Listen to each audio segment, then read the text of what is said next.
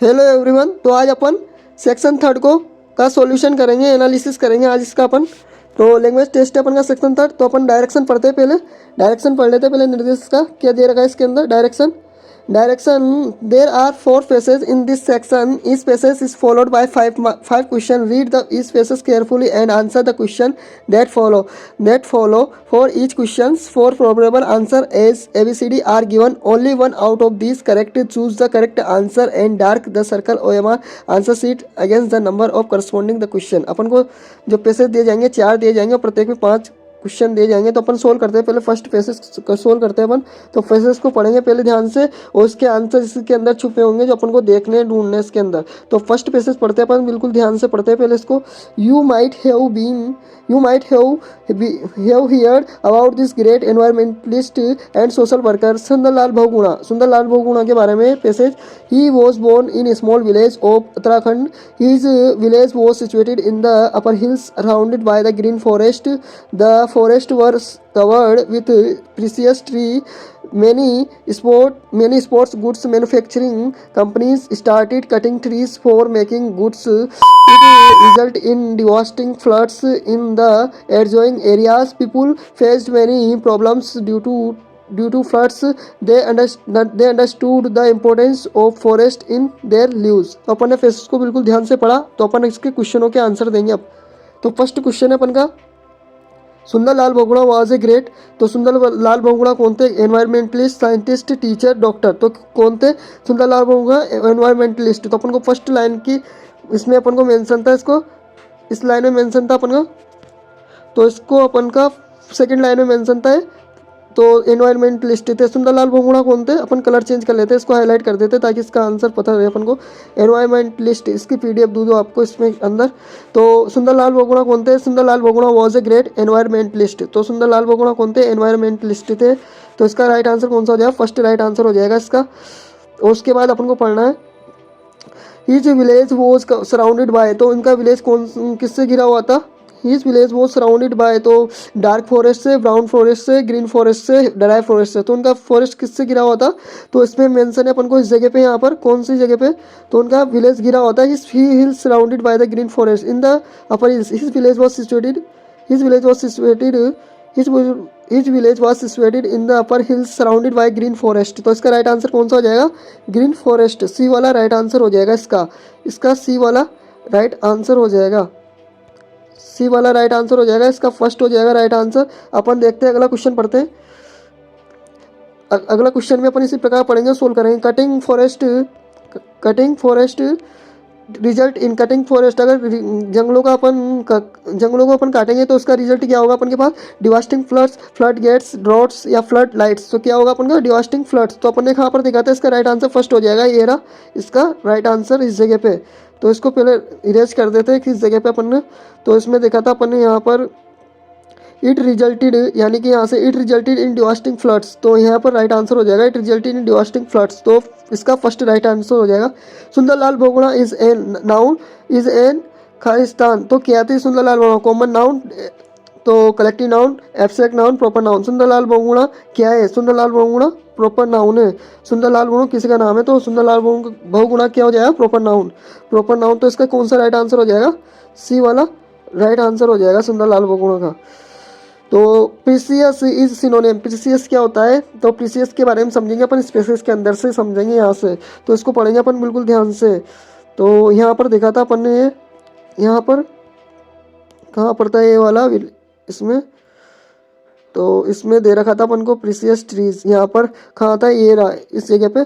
The forest were covered with the precious tree, यानी कीमती पेड़ों से या महत्वपूर्ण पेड़ों से, जो भी अपन के प्रीसियस जो कीमती पेड़ है उससे गिरा होता है। इसका मतलब पता चल गया अपन को, प्रीसियस ट्रीज यानी बहुत महत्वपूर्ण पेड़ थे इसमें। तो इस जगह प्रीसियस का मीनिंग स्पेसेस के अंदर से निकाला है अपन ने, इसके अंदर से। तो प्रीसियस का सिनोनिम बताना है। अगर अपन को थोड़ा ऑप्शन पे ध्यान देना है अपन को, अगर इसका कुछ अगर अपन को ऑप्शन से एलिमिनेट कर सकते हैं इसका, तो यूजलेस यानी इसका तो कोई तो अपन को सिनोनिम बताना है। प्रीसियस का कीमती होता है, तो इसका प्राइसलेस। तो अपन को देखना है इसका। तो फर्स्ट ऑप्शन है अपन पे हेटफुल का मतलब होता है गणना, तो ये तो ऑप्शन होगा नहीं। हेटफुल का मतलब होता है गणना, लॉस सम का मतलब होता है गणना, और प्राइसलेस का मतलब होता है अमूल्य यानी कीमती होता है, और यूजलेस यानी होता है अनुपयोगी, तो अपन का इसका राइट आंसर कौन सा हो जाएगा, सी वाला, प्राइसलेस राइट आंसर हो जाएगा इसका। तो राइट आंसर सी वाला हो जाएगा इसका, प्राइसलेस। प्राइसलेस यानी प्रीसियस का सिनोनिम प्राइसलेस हो जाएगा। तो अपन फर्स्ट पैसेज बिल्कुल ध्यान से पढ़ा और अपन ने इसके आंसर दिए जो भी थे अपन ने, तो इसको अपन के इसके पैसेज के अंदर से टिक मारे अपन ने, जो भी आंसर थे अपन ने इसके अंदर से देख के तो बिल्कुल ध्यान से पढ़ा और उसके अंदर से अपन ने आंसर छाटे। तो अपन सेकंड पैसेज को भी इसी प्रकार ध्यान से पढ़ेंगे और आंसर को इसके अंदर से छाटेंगे। तो अपन देखते हैं, पहले फर्स्ट पैसेज पढ़ते हैं। पैसेज नंबर सेकंड है अपन का है, तो इसको ध्यान से पढ़ेंगे। पर पैसेज 2 है, humility is a great virtue, it is means being humble, meek and modest, it is the opposite of being proud, it is the quality of keeping oneself under control, such a person is not stubborn, he is open to advice of others and learns from their experience, he is the master of himself, he does not become annoyed easily, a humble person admits his mistake and shortcoming with a smile, he is thoughtful because he is not self-centered। तो अपन ने इसको बिल्कुल ध्यान से पढ़ा और अपन इसके आंसर देंगे क्वेश्चनों के। तो क्वेश्चन नंबर 66 है अपन का, तो 66 है, तो इसको पढ़ते हैं। Humility is a great, humility क्या है, humility is a great, humility is a great. तो फर्स्ट लाइन में मेंशन है अपन को इसका, तो इसको कलर चेंज करके देखते हैं अपन इसमें। तो इसका कलर चेंज करके देखते हैं। Humility is a great virtue, क्या है, ह्यूमिलिटी एक ग्रेट वर्च्यू है। तो ह्यूमिलिटी, तो इसमें भी देखा था ह्यूमिलिटी इज ए ग्रेट, यानी कि humility is a great virtue. तो इसमें अपन को क्या आएगा, humility is a great evil sin fault. तो ह्यूमिलिटी क्या है, ग्रेट क्वालिटी है या वर्च्यू या गुण है, क्वालिटी गुण एक ही होता है। तो इसका राइट आंसर कौन सा हो जाएगा, फर्स्ट। तो इसका फर्स्ट राइट आंसर हो जाएगा क्वालिटी, इसका फर्स्ट राइट आंसर हो जाएगा, इसका फर्स्ट राइट आंसर हो गया। तो humility is a great, it means being humble and meek, तो ग्रेट वर्च्यू यानी क्वालिटी हो जाएगा इसमें। यहाँ पर इसका मीनिंग, इसका मीन्स भी इसके अंदर से ही है यहाँ से, तो वर्च्यू। और उसके बाद इविल तो पाप होता है, सिन भी पाप होता है, इविल यानी बुरा है तो सिन यानी पाप होता है, फॉल्ट यानी भी जो कमी होती है वही फॉल्ट हो जाती है, जो हम फॉल्ट वो कमी वगैरह उससे रिलेटेड है, भी नेगेटिव वर्ड है। तो ह्यूमिलिटी मीन्स क्या होगा, ह्यूमिलिटी का मीनिंग जानना है अपन को। ह्यूमिलिटी मीन्स यानी अपन ने यहाँ पर देखा था ह्यूमिलिटी मीन्स, तो अपन को यहाँ था it means being humble, meek and modest, इसके 3 मीनिंग है। तो अपन को देखना है कौन सा मीनिंग होगा अपन का। बीइंग एरोगेंट यानी जिद्दी, बीइंग हम्बल यानी विनम्र, बीइंग क्रूल यानी निर्दयी, बीइंग अनकाइंड यानी निर्दयी। तो इसका मतलब है काइंड एंड दयालु होता है, अनकाइंड एंड निर्दयी, क्रूल यानी निर्दयी होता है। तो अपन को क्या था, ह्यूमिलिटी मीन्स दे रखा था अपन को इसमें, इट मीन्स बीइंग हम्बल, तो इट मीन्स बीइंग हम्बल, तो हम्बल इसका राइट आंसर हो जाएगा। इसका राइट आंसर कौन सा हो जाएगा, इसका राइट आंसर हो जाएगा अपन के पास बी वाला, ह्यूमिलिटी मीन्स बीइंग हम्बल, तो इसका राइट आंसर बीइंग हम्बल। अपन अगला 68 करेंगे अब सोल्व। तो 68 को भी अपन इसी तरह सोल्व करें। हे हम्बल पर्सन लर्न्स फ्रॉम, यानी कि एक विनम्र आदमी विनम्र व्यक्ति सीखता है, या अपन ने यही देखा था। ये हम्बल पर्सन यानी कि अपन देखेंगे इस जगह पे, यहाँ से देखेंगे इसको, he is open to advice of others and learns to their experience, यानी कि वो खुला रहता है दूसरों की सलाह पर और उनके एक्सपीरियंस से सीखता है। यानी कि इसमें क्या आ जाएगा, अदर एक्सपीरियंस, दूसरों के एक्सपीरियंस है, ये जो ओन एक्सपीरियंस खुद के से और टीचर्स के से पेरेंट्स से, तो क्या सीखता है, humble person learns from other experience. तो इसका फर्स्ट राइट आंसर हो जाएगा, अदर एक्सपीरियंस आ जाएगा इसका, तो फर्स्ट राइट आंसर हो गया इसका। अपन अगला देखते हैं अब, देयर यानी उनका होता है ना, तो इसमें आ जाएगा यहाँ पर अदर एक्सपीरियंस। तो इसका क्या आंसर आ जाएगा, देयर एक्सपीरियंस यानी उनके एक्सपीरियंस यानी अदर एक्सपीरियंस। तो इसका राइट आंसर यहाँ से हो गया फर्स्ट वाला।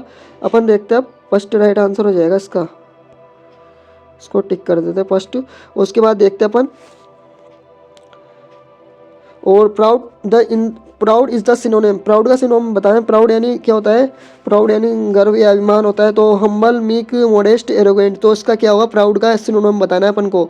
तो इसमें अपन का यहाँ पर आया था, यहाँ पर it means being, it is the opposite being proud, opposite meaning है प्राउड के, हम्बल, मीक और मॉडेस्ट। तो इसमें ऑप्शन में अपन को दे रखे हम्बल, मीक और मॉडेस्ट, ये काय में दे रखे अपन को, उसके अंदर दे रखे क्या है, अपोजिट, ये इसके अपोजिट है। ये तो इसको बता रहा है, मीक, हम्बल और मॉडेस्ट को तो अपोजिट बता रहा था इस जगह पे यहाँ पर। और उसके बाद अपन को इसमें पूछा था सिनोनिम, तो उसमें तो अपन को सिनोनिम पूछा है और उसमें अपोजिट बता रहा है वो वाले, तो अपन को क्या निकालना है इसका सिनोनिम। सिनोनिम क्या हो जाएगा इसका, प्राउड यानी अभिमानी, एरोगेंट भी अभिमानी हो जाएगा। तो इसका राइट आंसर कौन सा हो जाएगा, इस हिसाब से अपन को ऑप्शन में से इसका राइट आंसर हो जाएगा। पैसेज के अंदर ही दिए हैं, इसके तीनों सिनोनिम हो जाएंगे, तो ये तो इसके एंटोनिम हो जाएंगे। और उसके बाद सिनोनिम कौन सा हो जाएगा, एरोगेंट यानी अभिमानी, तो इसका डी राइट आंसर हो जाएगा, एरोगेंट। अपन अगला देखते हैं, इसको सही कर देते हैं थोड़ा, एरोगेंट हो जाएगा इसका। अपन अगला देखते हैं अब, stubborn is the antonym of, stubborn का एंटोनिम बताना। स्टबर्न यानी भी जिद्दी होता है, स्टबर्न यानी जिद्दी होता है, तो जिद्दी का एंटोनिम क्या होगा, एडमेंट यानी भी जिद्दी होता है, एडमेंट यानी जिद्दी होता है, हार्ड यानी कठिन होता है, विलफुल भी यानी इच्छा वाला होता है, यानी उसकी भी जिद्दी होती है। और उसके बाद अपन को एग्रीएबल यानी सहमत होता है। तो इसका राइट आंसर कौन सा हो जाएगा, इसका एंटोनिम बताना है। जिद्दी का एंटोनिम एग्रीएबल यानी सहमत हो जाएगा। इसका राइट आंसर कौन सा हो जाएगा, सी वाला राइट आंसर हो जाएगा इसका। अपन ने इसका सी वाला राइट आंसर कर दिया। अपन देखते हैं अब इसका एरोगेंट था, इसका कौन सा था, इसका तो अपन ने कर ही दिया था। तो अपन अगला देखते हैं अब, तो पेसेज नंबर 3 देखते हैं अपन। पेसेज नंबर 3 को भी जल्दी फास्ट रीडिंग करके अपन समझ के बिल्कुल बिल्कुल ध्यान से पढ़ के अपन इसके आंसर देंगे क्वेश्चनों के। तो पढ़ते पहले अपन इसको पढ़ते हैं पहले। तो पैसेज थर्ड है अपन का, expressing gratitude is the great virtue which is every human beings should possesses it is a feeling whereby we express our thanks to someone. We can express our gratitude in various forms. We can be grateful in our thoughts, words and actions. When we say thank you, it means we are grateful. We should be grateful to everyone who is helpful to us. We should be grateful to God because he has blessed us with many good things. We should say thanks to him from the bottom of our heart. तो अपन ने इसको बिल्कुल ध्यान से पढ़ा। अब अपन इसके क्वेश्चनों को करेंगे सोल्व और इसके और आंसरों को टिक करेंगे। तो थैंक यू मीन्स क्या होता है, तो थैंक यू का मीनिंग पूछा है अपन को, थैंक यू मीन्स होता है। तो थैंक का मीनिंग देखा था अपन ने यहीं बीचों में पढ़ा था अभी हाल, तो जस्ट अभी हाल पढ़ा था अपन ने इसका मीनिंग। तो अपन इसको देखेंगे पहले। तो थैंक यू ये यहाँ पर हाईलाइट, इसको हाईलाइट कर देंगे अपन। Thank you it means we are grateful. तो इसका थैंक यू का मीनिंग क्या होगा, थैंक यू मीन्स होता है सुपीरियर, हेड, मेजरेबल और ग्रेटफुल। तो ग्रेटफुल राइट आंसर हो जाएगा इसका, डी वाला राइट आंसर हो गया इसका, ग्रेटफुल। तो अपन को मीनिंग पूछा था what is great virtue, great virtue, तो इसका अपन ने व्हाट इज ग्रेट वर्च्यू बताना है अपन को। तो what is great virtue, what is great virtue, what is great virtue, तो ग्रेट वर्च्यू क्या है इसका, व्हाट इज ग्रेट वर्च्यू, तो what is great virtue, what is great virtue, तो एक्सप्रेसिंग ग्रेटिट्यूड, ये फर्स्ट लाइन में मेंशन है अपन पे। तो इसका राइट आंसर कौन सा हो जाएगा, एक्सप्रेसिंग ग्रेटिट्यूड या एक्सप्रेसिंग ग्रेटिट्यूड, या अपन को expressing curly, expressing thoroughly, expressing gratitude first line में मिल गया अपन को। इसका राइट आंसर अपन को बताना है कौन सा, one can be grateful in one's also, one can be grateful one's also. तो इसमें क्या बताना है अपन को, वर्च्यू, ड्यूटीज, थॉट्स, अर्निंग। तो अर्निंग की बात हो ही नहीं रही इसमें पैसेज में, ड्यूटीज की भी नहीं हो रही, थॉट्स की भी नहीं हो रही, तो इसमें काय की बात हो रही, वर्च्यू के बारे में बात हो रही। तो वर्च्यू राइट आंसर हो जाएगा इसका। तो one can be grateful in one's virtue. तो अपन को इसमें जो भी पैसेज है अपन के पूरे जो भी आंसर मिल रहे हैं उससे मिलते जा रहे हैं अपन को इसमें पैसेज के अंदर से, बिल्कुल ध्यान से पढ़ना है और उसी के आंसर टिक करने हैं इसके अंदर से, पैसेज के अंदर से। One can be grateful one's virtue. और हेल्पफुल, हेल्पफुल क्या है, तो इसके थोड़ा बहुत हल्का फुल्का नॉलेज होना चाहिए। हेल्पफुल इज एन, हेल्पफुल क्या है, हेल्प क्या है, तो ये नाउन होती है। हेल्प यानी सहायता, सहायता होती है नाउन, और सहायता करना, सहायता ऐसे इस तरह से वर्ड देते हैं ना, हेल्प, हेल्प यानी सहायता, से हेल्प यानी तो नाउन होती है। और हेल्पफुल लग गया इसमें तो ये किया जाएगा एडजेक्टिव लग जाए, तो यानी कि एडजेक्टिव हो जाएगा ये नाउन, तो ये तो प्रो नाउन तो होगा नहीं, तो इसमें क्या आ जाएगा इसका प्रो एडजेक्टिव आ जाएगा ये। तो इसका राइट आंसर कौन सा हो जाएगा, एडजेक्टिव। उसके बाद अपन को देखना है तो खाना पीना हंसना, ये जो भी ना आता है उसके पीछे जो वर्ब होती है, तो इसमें तो अपन को हेल्पफुल है तो सहायता है, तो हेल्पफुल यानी सहायता, तो इससे रिलेटेड है, तो सहायक है, मतलब हेल्पफुल यानी सहायक होता है, तो एडजेक्टिव आ जाएगा इसका। तो राइट आंसर एडजेक्टिव हो जाएगा इसका। वर्च्यू मीन्स, तो वर्च्यू मीन्स बताना है अपन को क्या है, वर्च्यू का मतलब क्या है, वर्च्यू मीन्स है क्वालिटी, हीरोइज्म या इविल या पीस। क्या है वर्च्यू, वर्च्यू क्या है, वर्च्यू का मतलब है क्वालिटी यानी गुण, तो वर्च्यू, तो राइट आंसर फर्स्ट वाला हो जाएगा इसका। अपन को अगला देखना है पैसेज, तो लास्ट पैसेज अपन का इसका, तो इसको भी सोल्व करेंगे अपन बिल्कुल ध्यान से पढ़ के। अपन ने इसके सबके टिक कर दिए, इनको देख लेना आप कितने सही है आपके कितने गलत है। तो इसमें अपन देखते हैं अब, तो इसको देखते हैं अपन। ये अपन का पेसेज 4 है, इसको लास्ट पेसेज को भी ध्यान से पढ़ेंगे। तो scientist and doctors warn us about the dangerous effect of TV on various system and organs of our body. Everyone on an average watch TV for 3 to 4 hours daily, which weakens the eyesight. Children are the most affected because they watch TV from a close range, which is more harmful. This has also resulted in a general complaint of headache. Watching TV for long hours is harmful for our physical health and mental growth. The high pitched sound of dance, music and fights presented in various programs many may result in deafness. Watching TV continuously is one posture also cause joint pain, backache and muscle pain. Eating while watching TV make our digestive system sluggish and causes obesity. Scene of horror and violence cause physical psychological problems among the youth. तो अपन ने इसको बिल्कुल ध्यान से पढ़ा और अपन इसके क्वेश्चनों को पढ़ेंगे और आंसर को मार्क करेंगे। तो मार्क करेंगे आंसरों को। Watching TV continuously for long hour does not affect, तो नॉट अफेक्ट बोला इसके अंदर, यानी कोई कौन सा प्रभाव नहीं पड़ेगा अगर अपन कंटिन्यूसली लगातार नहीं देखेंगे तो इसको, तो अपन पे इसका कौन सा प्रभाव, हाइट का प्रभाव नहीं पड़ेगा। इसमें अपन को बिल्कुल क्लियरली मेंशन है। मेंटल हेल्थ तो प्रभावित होगी अगर देखेंगे तो डाइजेशन भी बिगड़ेगा, वेट यानी ओबेसिटी इसमें दे रखा है, मोटापा वगैरह इससे संबंधित है, और इसमें स्लगिस डाइजेस्टिव सिस्टम स्लगिस, तो ये सब दे रखे हैं इसमें वर्ड। तो अपन का कौन सा नहीं पड़ेगा प्रभाव, इसका हाइट का प्रभाव नहीं पड़ेगा इसमें।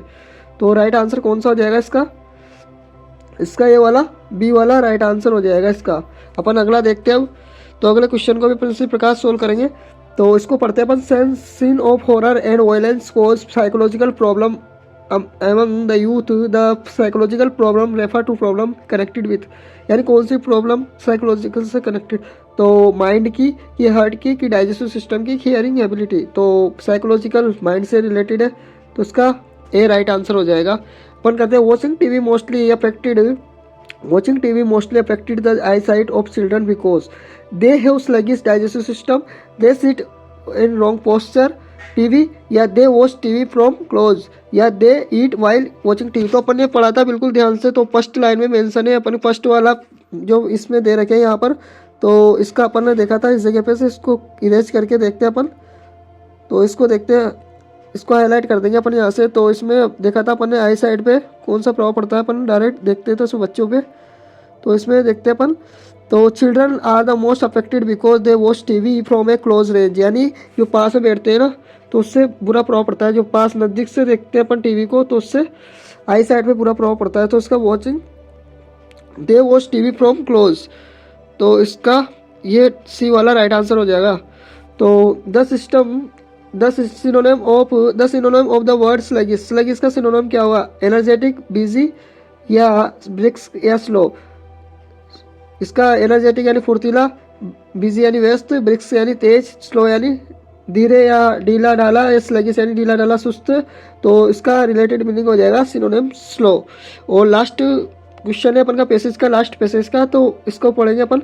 The antonym of the word harmful as use in the passage, यानी कि हार्मफुल का एंटोनिम बताना है अपन को, जो पैसेज के अंदर यूज हुआ है। हार्मफुल यूज इन पैसेज, तो हार्मफुल यानी हानिकारक होता है, हार्मफुल यानी हानिकारक, हानि से रिलेटेड है। तो अपन को इससे रिलेटेड अपोजिट मीनिंग बताना है इसका। इंजरियस भी नेगेटिव वर्ड है, होपलेस भी निराशा होता है, डेंजरस यानी भी खतरनाक होता है, और इंजरी से भी नेगेटिव वर्ड है। तो इसकी रिलेटेड है इनसे तीनों से। तो अपन को बताना है इसका पॉजिटिव मीनिंग बताना है हार्मफुल का। तो इसका पॉजिटिव मीनिंग क्या होगा, यूजफुल यानी उपयोगी। तो इसका राइट आंसर सी वाला हो जाएगा। तो अपन ने पूरे पैसेज सोल्व कर लिए चारों के चारों। तो इसको आप देख लेना, इसकी PDF डिस्क्रिप्शन बॉक्स में डाल दूंगा मैं, तो इसको मिला लेना आपकी कितने सही है कितने गलत है। तो आज के लिए इतना ही।